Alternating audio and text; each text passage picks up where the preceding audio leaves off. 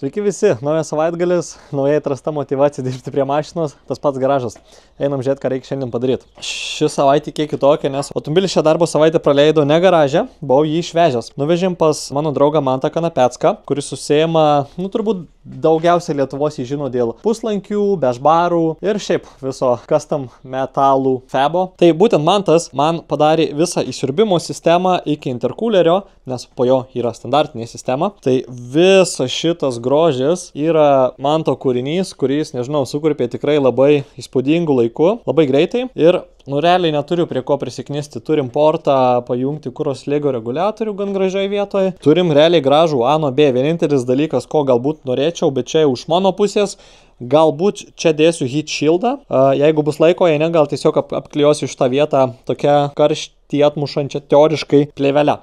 Tai va, realiai, čia kitaip neįmanoma net buvo pravesti, čia manau pats geriausias, optimaliausias ir gražiausias kelias, kaip tai padaryti, tai realiai įspūdinga ir visas oro paėmimas, žodžiu, visa šita sistema, taip pat jis užbaigė ir realiai iš principo nuo nulio padarė Wastegate'ų visą šitą vamzdyną. Tai dalį šito turėjom, bet pradžiai planas buvo, sakykime, optimistiškesnis, padaryti į šitą pusę abu Wastegate'us ir iš tikrųjų man tas buvo padaręs, viską buvo suvedžiojęs ir padarė visą tos iš abiejų Wastegate'ų sujungė 2 į 1 ir taip gražiai čia atėjo vienas, susijungė su šitu ir čia gražiai nuėjau žemyn. Vienintelė problema, kad vienas dalykas lievi Wastegate'ai, gan pigus, tai šiti visi sujungimai yra labai prastos kokybės ir labai sunku juos surinkti. Dėl to iškilo nemažai sunkumų su praktiškumu, kaip surinkti viską, jeigu reikėtų kažką tvarkyti ant greito ir panašiai, jeigu reikėtų, tarkim, spiruoklę pakeisti, ar ten koks niuansas su Wastegate'u, jie būna atsisuka ten viduje varžtelį ir panašiai. Tai reikėtų taisyti, būtų tikrai ganėtinai nepatogu. Padarė visą tą išmetimą, jam nepatiko, nieko man nesakęs, perdarė taip, kaip jam patiko, tai aš tai daugiau nei patenkintas, nes čia realiai yra ir praktiškumas, ir gražu, ir tikrai, žodžiu. Rezume realiai vis tiek padarė ir šitą vamzdį visiškai nuo nulio. Čia tarpeliai tai yra, sakyčiau, buvo kaip tik tam vamzdžiui tarpas ir jis jį visą išnaudojo, tai žodžiu. Yra laisvumui vietos, yra visam judesiui variklio, viskas atitraukta kuo maksimaliai toliau nuo vietų, kur neturi būti karščio, žodžiu. Man labai patinka ir tai reiškia, kad esam labai didelių žingsnių arčiau stendų. Tai realiai iš principo mums reikia padaryti labai mažai dalykų ant popieriaus. Reikia pabaigti vakuumynus, tai reikia sukurti visą sistemą, kuri valdys šitus 2 dalykus, Wastegate'us.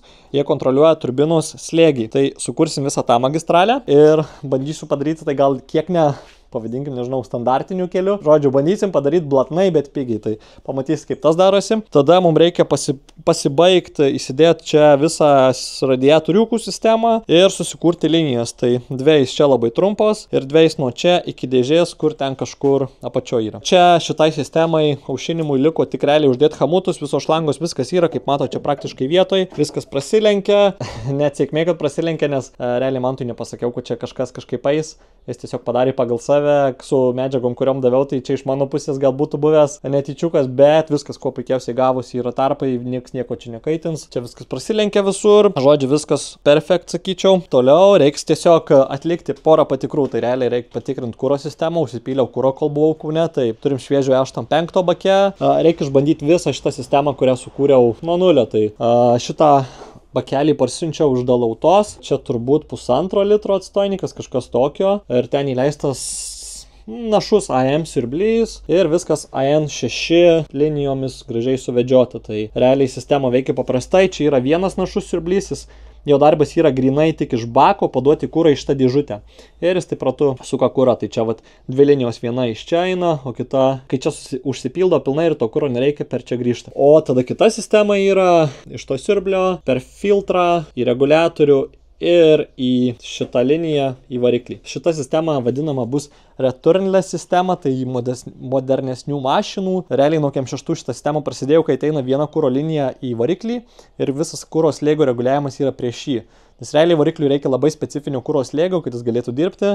Šitas dalykas reguliuoja būtent tą kuro slėgį. Reguliuoja to principu, jeigu jis mato per daug kuro, tai jis jį gražina į šitą dėžutę, jei šitą dėžutė pilna, tai per šitą grįžta į kuro baką. Vienintelis niuansas čia, kuo skiriasi ta sistema, tai kad dažniausiai eina iš čia kuro linija iki pat variklio, ir ant variklio kuro reilo būna grįž, kaip sakyt, antras išėjimas ir iš to išėjimo eina va tada tik į šitą dėžutę ir tik tada už jo tą slėgį reguliuoja. Tai nežinau, atrodo visos turbūt mašinos nuo 2005 metų taip veikia ir viskas čia gerai veikia. Neturėtų būti niuansų. Ir tada dar vienas dalykas, ką mums reikia išbandyti, tai reikia užsipilti visą aušinimų sistemą distiliuotų vandeniu. Tikėkimės, jau viskas bus galutinai padaryta su šitom dviem sistemom. Tai va, realiai nežinau, turbūt eisim prie tų aušinimo linijų ir prie vakumynų. Svarbiausia man čia dalykai atsimušti ir manau tada jau gerai jausiuosi ir gal netyčia net šį savaitgalį išvešim šitą mašiną iš šito garažo ir pagaliau atiduosim Kamutui daryti visą magiją. Tai kadangi leis man nestandartinių kompo, vis bandau atrasti kelių, kaip kažką padaryti, alternatyvių pigesnių kelių, kaip viską atpiginti, tik taip tas sportas darosi įperkamas, nes jei ten high-endų pirkti, tiesiog neįmanoma. Čia pakišo tokią idėją ir netgi pasiūlė Kamutas, sako, jeigu nori eksperimentuoti, galim paeksperimentuoti. Tai ką, kadangi tikiu jo galimybėmis, tai pasitikiu, kad tas eksperimentas mums pasiseks. Užtruko gal kiek ilgiau nei norėjom, bet tiesiog eksperimentavimo keliuose visat būna visokių tai nenumatytų kabliukų ir panašiai. Juos perėjom, variklį jau realiai buvom užkūrę, gal net įmes matas editindamas video, kaip dirbo variklis ant paletės.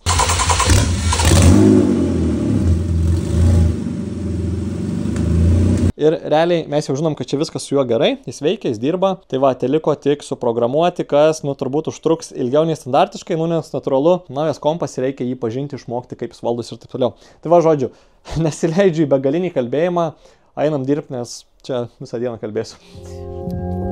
This is dedicated to the Golden State, the home of the brave, so fresh with every breath that I take. The sun sets in the west, but it sets the mood. Never hard to rock a party when the crowd approves. I grew up to the sounds of Quick and Cube, some of the sickest crews that touch the mic and influenced you.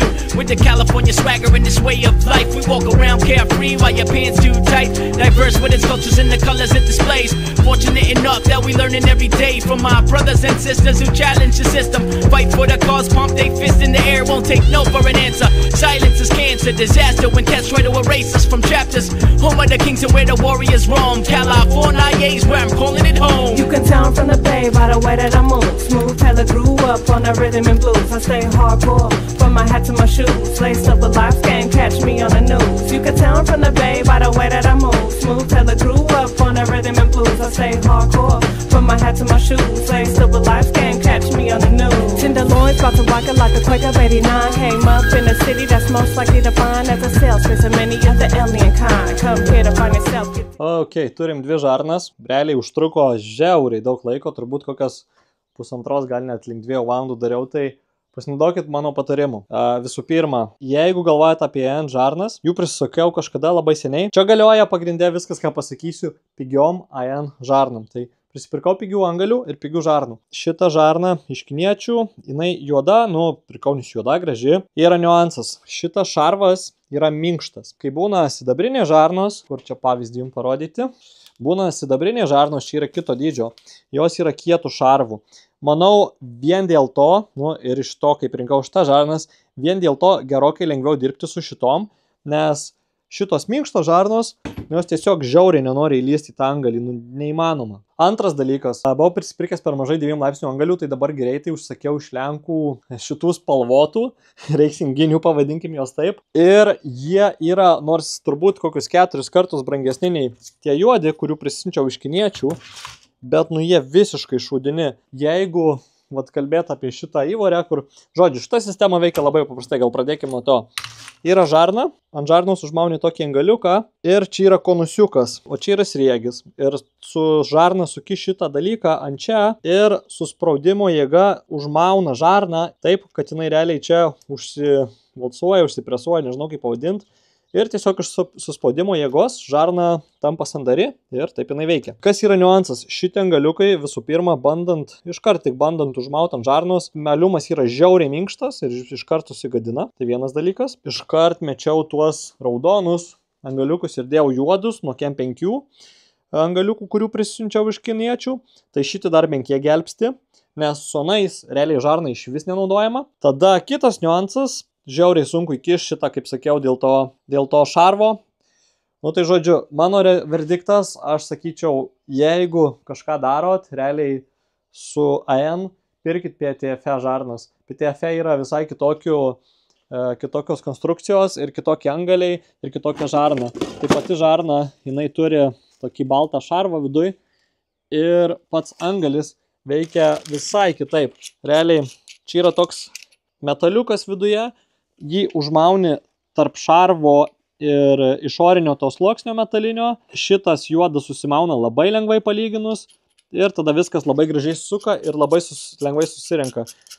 Šitokiai angalį surenku turbūt per, nežinau, minutę. Šitus, čia yra košmaras, kelis kartus reikia pjaut žarną, kai padarai vieną, negarantuotai padarysi antrą. Ir galų gale pats patikimumas, nežinau, tarkim ant šitų abiejų žarnų tikrai patikimai surinkau po vieną angalį, o dėl kito toks, pem arba laikys arba ne. Ir realiai bijau jį išsuk, nes jei išsuksiu, reiks uždėti per naują šitą. Tada turbūt sugadinčiau žarną, tada reiks daryti per naują ir šitą, ir nėra garantijų, kad vėl padarysiu šitą gerai. Žodžiu, visiškas košmaras, čia yra tragedija, tas pigus tie AN-ai yra šūdas, net nežiūrėkit. Tai žodžiu, realiai dabar pasidarysiu, ir ką, tikėsiuos geriausio, galbūt atlaikys. Net ir atlaikys, vis tiek dabar turiu prisipirkti daug AN-ų PTF ir viską keisiu į PTF linijas, tai realiai pinigų mėtymas, realiai čia turbūt išeis dar kokį 200 eurų tiesiog, nes kažkada nusipirkau kažką pigiau. Tai šitoj vietoj būkit protingi, pasinaudokit mano patarimu, šitiem paprastiem AN-am ir žarnom visiškai naugau. Jas, mano nuomonė, tik išmest. Galbūt būtų geriau, jeigu pirktumėt kokybišką žarną ir kokybiškus angalius, bet problema su tuo yra, kad šitie angaliukai turbūt kainuoja 1,6 eurai, šitas Lenkuose kainuoja kokį 2-4 eurai, o tas kokybiškas, tai ten kosmosą kainuoja, jie ten po kem eurų turbūt už vieną angalį, tai pagalvokit, čia kem eurų, čia 8 eurų, šito žarnos metras, šita turbūt kainuoja kokį 5 eurai, kokybiška kainuoja turbūt kokį 25 eurai už metrą. Tai va, čia žarnos gabaliukas, čia drąsiai link 200 eurų, plus čia dar viena žarna, kur reikia turbūt 2 metrų žarnos vienam galui, tai čia dar kokį 300 eurų. Tai kosmosas, perkam kokybiškom dalim. Jei pirksit pigiom PTF, manau bus pasaka, tai žodžiu, nedarykit mano klaidų. One foot on the Richmond side, the other El Cerrito. One foot feels sick inside, the other hella fino. Born inside the tummy of the beast, the East Bay. Sorta like a dummy, hyphy beat on replay. But circumstances changed, he moved into the middle class, becoming one of those he used to hate until the kiss his ass. Crazy how the tables have turned, makes me concerned. The hatred of myself must have been fateful at birth. But in this land full of hippies and... Realiai turime Wastegate'ų valdymą, tai yra kiek nestandartinis valdymas, tai šitos linijos dažniausiai, įprastas variantas yra tiesiog silikono gabalas.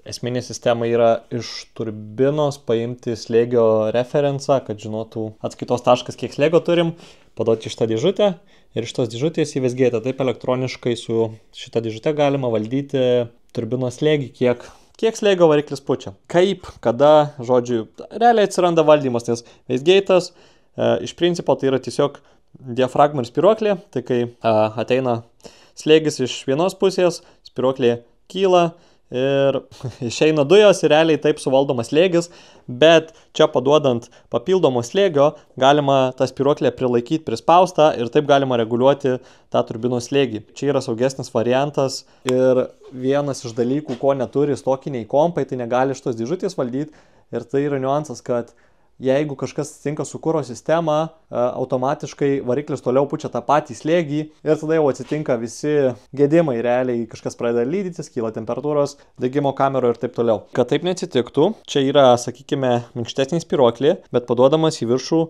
slėgis ir jinai yra prispaudžiama. Tai reiškia, kad jei kažkas tinka kuro sistemai, automatiškai kompiuteris sako, kad pučiam mažiau slėgio, čia jau nebepaduodamas slėgis ir spiruoklė atsidaro anksčiau. Taip, realiai suvaldomos sudėtingos situacijos turbakuose, kai kažkas negerai.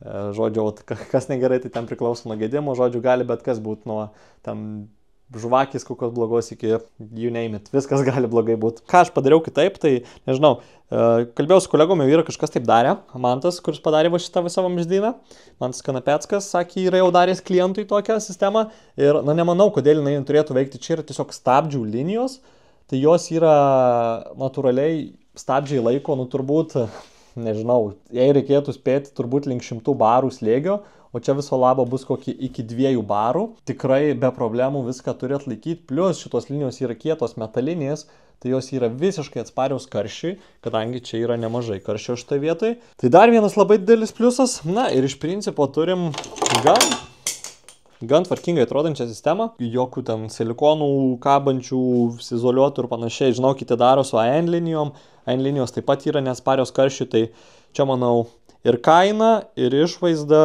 sąlyginai tikrai padori, ir kokybė bus tikrai superinė, žodžiu, toks optimalus variantas pagal mane. Mažėja darbų, ką daryti variklio skyriuje, liko realiai užsidėti čia einantį radiatorių interkulerį ir realiai turbūt pildyti skysčius po truputį, tai va. Vis realiai, kad važiuosim šį savaitgalį pas Kamutą, tai vis dar nesitiki taip, atrodo tiek laiko trukęs projektas, nu, kaip taip gali pasibaigti, bet mažai žingsnis einam link finišo tiesiosios, tai varom toliau, dirbam. Sveiki visi, šiandien iš nestandartinio garažo, ne namų firmoje, esame svečiuose ir...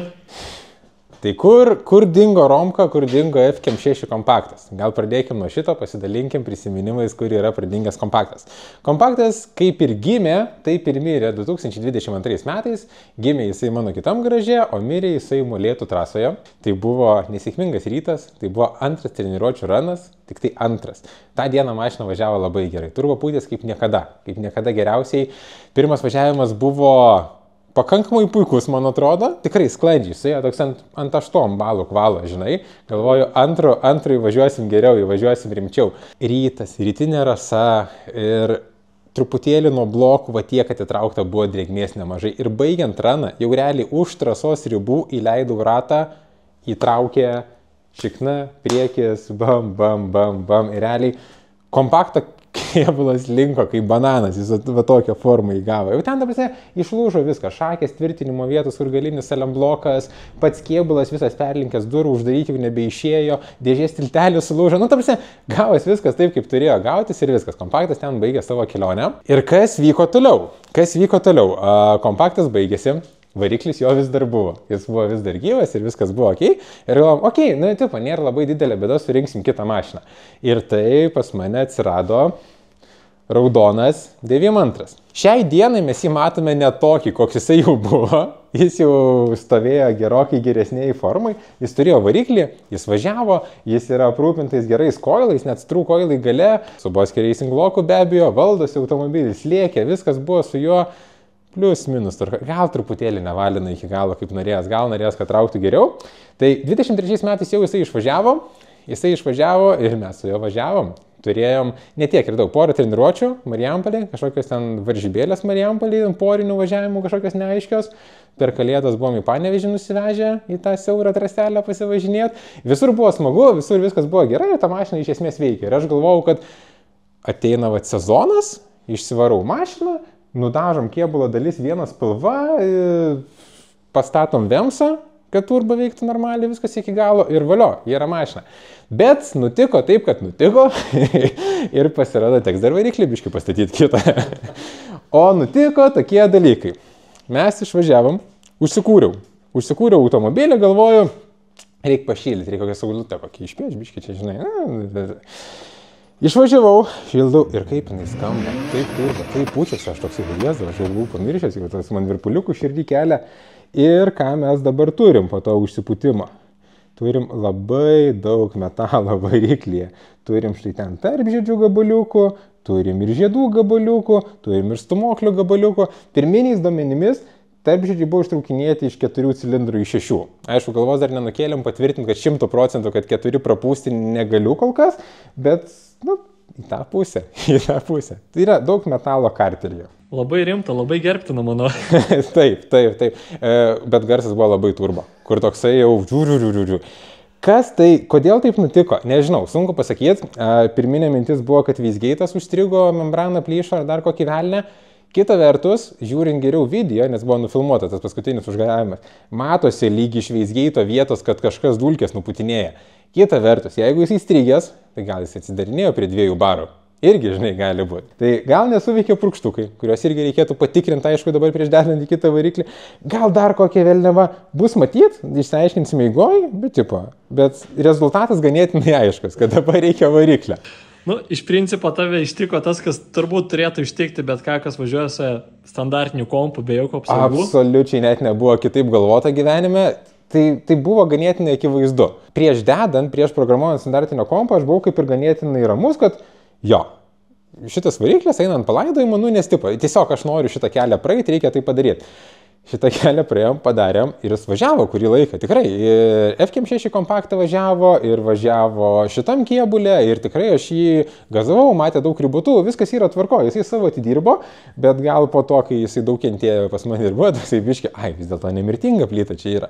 Kita vertus, reikėtų pastebėti, kad šitas motoras pas mane buvo nuo kokių 2018-2017 metų, tam pačiam kompaktė mėlynam buvo, po to jo visam facelifto etape, visam užpūtime ir taip toliau dalyvavo tas pats motoras. Jam buvo kažkada pakeisti indeklai, buvo švaistikliniai, po to alkūninių indeklai buvo pakeisti, kai nutiko irgi bajerio, kai bandžiau nuimti dėžę ir dėžė nenusijėmė ir mes turėjome tokį laisvumą.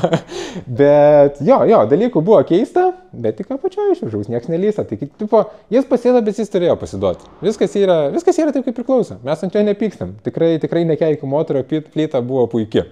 Nu tikrai savo pinigus 2,5 atidirbęs, to labiau, kad čia 2,5 ir jis tikrai daug matė, daug važiavo. Visur važiavo. Jis važiavo apgylę kaip Atmo, važiavo apgylę kaip Turbo. Jisai važiavo daug kur. Jisai matė daug dalykų. Šiaip, iš tikro, jei taip nuoširdžiai, kai keičiau alkūninio indeklus, aš nuoširdžiai galvojau, kad sekantis jo defektas bus lūžusi alkūnė, nes kur yra atraminis indeklas, jis buvo išdilęs ir jis alkūnės išgriaužęs buvo, 4 mm geru, žinai, ir aš dėjau tą pačią alkūnę ir sakiau, viskas bus gerai. Ir tikrai viskas buvo gerai. Ir visam turbo dalykiai jisai važiavo tikriausiai, o gal ir ne, gal tik šitam kėbulė, jo, po F6 jisai keliavo į šitą kėbulą ir čia jisai kiek važiavo, tiek važiavo. O važiavusiai nebuvo, kad labai daug, bet ir kas mažiau per sezoną, žinai, važiuoja, visas gonkės važiuodami. Tai buvo tokių niuansų. Tai buvo. Žodžiu, o tai koks planas dabar? Ką, keisi iš tą variklį, darysi kažką kitaip? Papasakok apie tai dar. Aš manau, protinga būtų panaudoti dabar 2.8 motorą, nes 2.5 jisai viskas ok, bet aš manau 2.8 turėtų sugeneruoti daugiau išmetimo dujų per mažesnį laiką, automatiškai greičiau užpūsdamas turbo ir aš turėčiau turėti malonesnį responsą į gazą. Tada natūralus klausimas, kodėl ne 3 litris? 3 litris ir jo alkūnės vibracijos, škyvai byrantis, diskatoriai lūžtantis, tepalo pompos šelės. Ne, kur problemos, aš ten nenoriu būti, ko puikiausiai tiks 2.8. Jo, šitą ligą aš praėjau pats, savo kailių patyriau, dar Krepšdėsio kanale visą šitas bėdas sprendėm, kai ten reikėjo be galo daug pinigų sukišti į 3 litrį, kad važiuotų, sakiau, nebekartosim šito, tai va. Realiai, žmogus Dima. 2.8, dėsim 2.8 ir viskas bus gerai. Aišku, jeigu ten nemokamai iškristų 2.5, dėsim 2.5, kaip Dievas dažnai, bet jeigu nemokamai iškristų 2.8, dėsim 2.8. Ir tada kitas natūralus klausimas, Romka, bet taigi sezonas ant nosies, mes dabar filmuojam 10 dieną, 14, kokią turim pirmą semi-pro etapą, ne?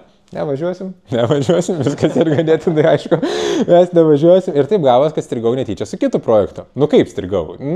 Natūraliai įkeliavo mes į kitą projektą. Kai tas legendinis klausimas, ar turbo, ar V8, tai kodėl ne abudu, žinai.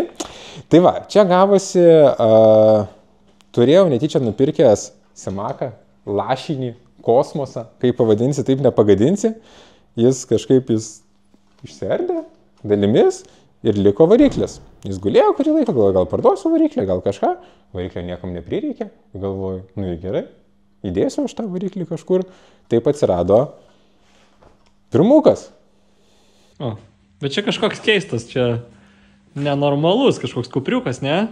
Ne, tai tau nenormalus, o didžiai daliai žmonių, visiems rajono hamam ir čioliam, čia yra būtent tas pirmukas, kurį turi pirktum. Yra 4 durų, 8-7, man atrodo, jeigu neklystu. Ok, tai pala, turi šitą mašiną. Taip. Turi šitą mašiną, tai ką tu abiem važiuosi jam? Ne, važiuosiu greičiausiai su viena. Nu, matai, šitas gavosi, yra dalių, yra variklis, yra dar kažko, yra visai užlikę, kodėl nesulibdyti visko į vieną gabalą. Kažkurią vieną vis tiek reikės parduoti, bet kokiu atveju. Tai kaip ir pirminis planas, pirmiau yra surinkti pirmuką, nes taip ir buvo nuo pradžių. Tas motoras neturėjo užlinkti iš viso, ten turėjo būti tik tai tiek darbo ir viskas. Bet gavosi kaip gavosi, tas užlinko, tai automatiškai prioritetų nekeičiam, kaip ir buvo. Šitas pirmoji, tada keliauja sekantis. Šitas surinkus, visai be abejo bus patalpintas į skelbimus. Bet tai jeigu jo nieks nepirks ir neturi kitos mašinos, tai važiuosim su šitu, ką žinau. Nu, o kur dėtis? Esmė tame, Kuršėnų etapas, aš nežinau, kada jį yra, bet aš noriu Kuršėnų kalną suvažiuoti. Ir neatsimenu tikrai datos, bet kažkurį mašiną važiuosim vis tiek. Nori, nenori. Arba į tavo Kem6 barą įdėsim. Irgi variantas ganėtinai neblogas. Nu tai va, ir pradėjom šitą motorą montuoti po truputėlį į šitą kėbulą. Bet tai blemba, V8 brangu, ne, reikia Vemso, reikia dar kažko čia. Taip. Teisingai, adapteris, Vemsas, viskas, begalė pinigų. Bet tai pabandysim, dar firma pabandys gerų kelių padaryti viską. Šiaip informacijos labai mažai internete, kaip šitas motoras užsikūrė ant standartinio kompo, bet aš žinau faktą, kad jis užsikūrė.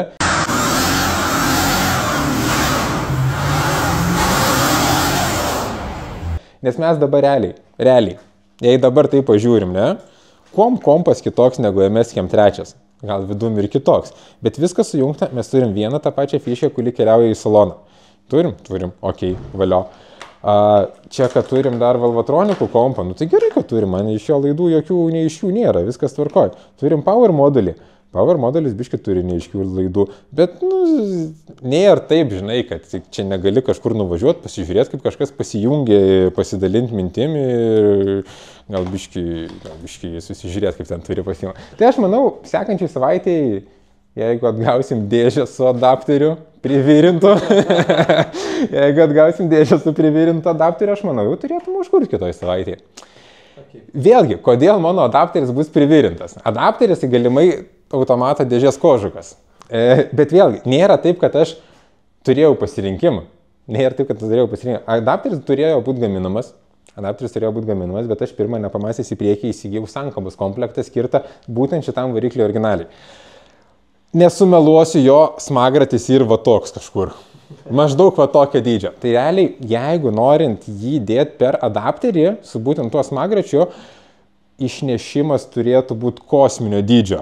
Tai tada mes turėtume dėti rastavkę tokio dydžio smagračiai. Aš manau, tikrai lūžtų viskas. 100%. Varštai, adapteris, alkūnė, viskas. Ir dar kojas nupjautų išsisukęs. Bet kojų gaila. Kojų truputėlį gaila, jo. Tai taip, tai buvo priimtas sprendimas, nes jau RRR terminas praėjęs, grąžinti nebegali. Ir ten labai durnas yra skylių skaičius. Turim 9 varžtus, 9 biuras, ne? Aš skaičiau 9. O visi bemviniai normalūs eina naujesni ant 6, kiti ant 8 varžtų. Galimai kažkas yra Opel Vectra smagaratį pergrįžęs skylės ir prisukęs. Gal aš ir mačiau savo akim tokį reikalą, bet priimta buvo variantas, kad tiesiog turbūt paprašiau, jau kai yra smagaratis, nelabai yra ką daryti, o dėžė taipogi nuo šito motoro buvo atlikus. Ir viskas. Ir natūraliai susikerks, aš manau. Principą pamatėm truputį per vėlai, kaip daromi dalykai. Jo, tikrai buvo galima padaryti viską gerokai paprasčiau, bet nepasidarė. Turim, ką turim.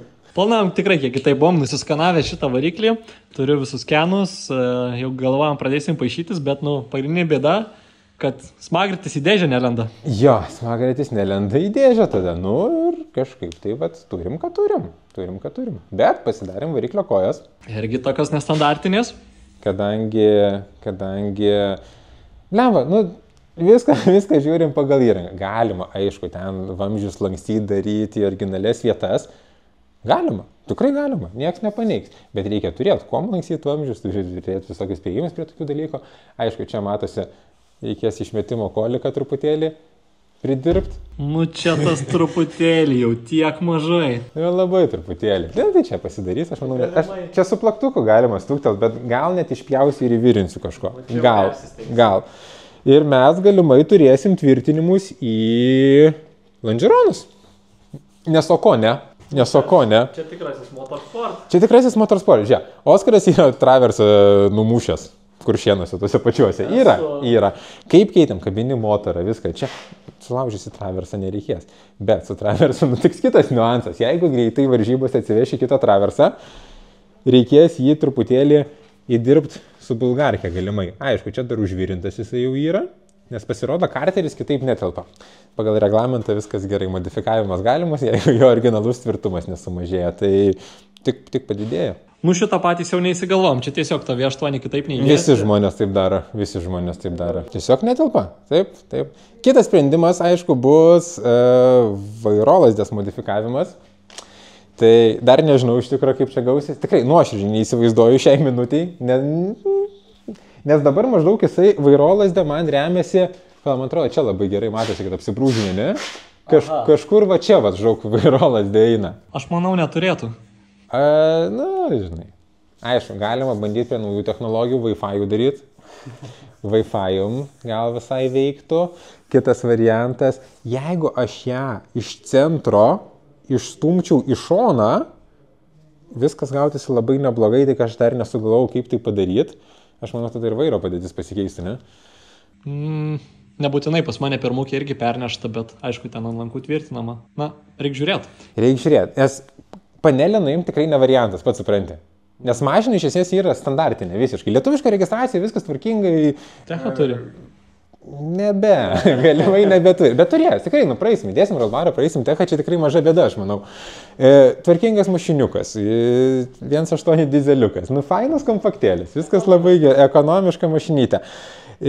Jo, tai panelę nuimti ne variantas, žiūrėsim, kažkaip gal pernešim, jeigu nepernešim, yra ten variantų su žmonės minėjo X5 kryžmę, aš čia dabar turiu mašiną įsimetęs, gal reikės išsitraukti, pasižiūrėti, ką jinai čia padaro, žinai, kitaip. Variantų yra. Iš esmės, jeigu kryžmė gyventų jinai ten truputį giliau, kažkur čia, jeigu aš turėčiau kryžmę ir tada statesnių kampų jinai durtų į čia, vėl viskas tiktų. Nes kai kryžmė stovi čia, tada čia dar originali ta vairolazė tokia istorija, tai nesigauna viskas. Pagrindinius klausimus aptarėm, nepilnų lankų nebus, nes neįperkam, čia ganėtinai, manau, akivaizdu. Taip pat kaip 92, taip pat ir šitam, rollbaras ir viskas. Kokie dar gali kilti natūralūs klausimai? Kokį loką dėsi? Pagal dabartinės visas šių dienų aktualijas, kai žmonės irpų nebenaudoja, kažkaip nebegalima, tai tik tai vaisrebas lieka turbūt, ne? Ne, čia aš manau viskas ir taip aišku, kad turim alternatyvą geriausia rinkoje tokiem puikiam projektam ir kainos kokybės santykis, tai visi suprantam, kad su Boske Racing keliaus važiuoklė. Ir viskas, aš manau, tai bus tiesiog torpeda. O ko ne? Kuro sistema išsiardė. Pirmukas V8, 4,5 litro, standartė 205 kW su valvatronikais. Tai jinai turėtų nuo žemų saukių būti labai gyva ir turėjo daug niutonų, važiuoti smagiai. Mes kartu dar važiavom, gal važiavo. Pats važiavau šitą. Tu pats važiavai ir jis simakė, tikrai jautėsi gyvas variklis. Numini gazą ir ratai sukasi. Viskas buvo taip labai paprastai. Tai aš manau, pirmukė tas efektas jausis kokius 2 kartus maloniau, nes prastesnė garso izoliacija vien dėl to pradėjo. Ir svoris, be abejo, svorio gerokai mažiau. Tai tikrai aš manau, turėtų viskas būti labai labai smagu. O tai vis tiek išlengvinsi, gal kažką čia jau nuo traverso pradėjai lengvinti, gal kažką ir daugiau palengvinsi? Nuo traverso pradėjau lengvinti, akumą vietoj 9,5 ampervalandžių gal įdėsi kokį 7,4, žinai, čia jau turėčiau sutaupyti kokius 4 kilogramus. Šiaip variklis jisai nėra sunkus, jisai tipo nuo dizelio nebus, kad labai daug skirsis jo svoris. Ten ekstra bij, čiūčiū, kiek ten, žinai, užsimeta. Ir lengvins, blemba, nežinau, tai žiūrėsim, jeigu reikės rollbarui įdėti saloną išimti, tada gal ir pagalvosim, ar dėsim, gal ir nedėsim, bet tikrai nebus ten stripintas, išpjaustytas viską. Jisai turės rollbarą, jisai turės techą Jisai bus nuostabus automobilis su sport pasu, skirtas lenktynėms, bet tom komfortiškesnėm, žinai. Rankinis, išsukimas, stabdžius turės turbūt, aš manau. Reikia, ne, stabdžių driftą. Turbūt, bent jau technikiniai tai reikės. Bent technikiniai tai reikės, ja. Na, tai turbūt tiek, aš nežinau, taip, kad vaiškiai vertinu 10 iš 10 kol kas. Na, o jeigu turi daugiau klausimų, klauskite, atsakysim video formatu. Tai va, stengiamės atsakyti visus klausimus, kuriuos uždavėte vienam iš senesnių YouTube video, kur prašiau būtent Romkai ir užduoti klausimų. Tikiuosi viską atsakėm. Ir ką, iki sekančių. Spauskit laiką, spauskit subscribe, gal dislike, jei nepatiko. Ir iki sekančių kartų.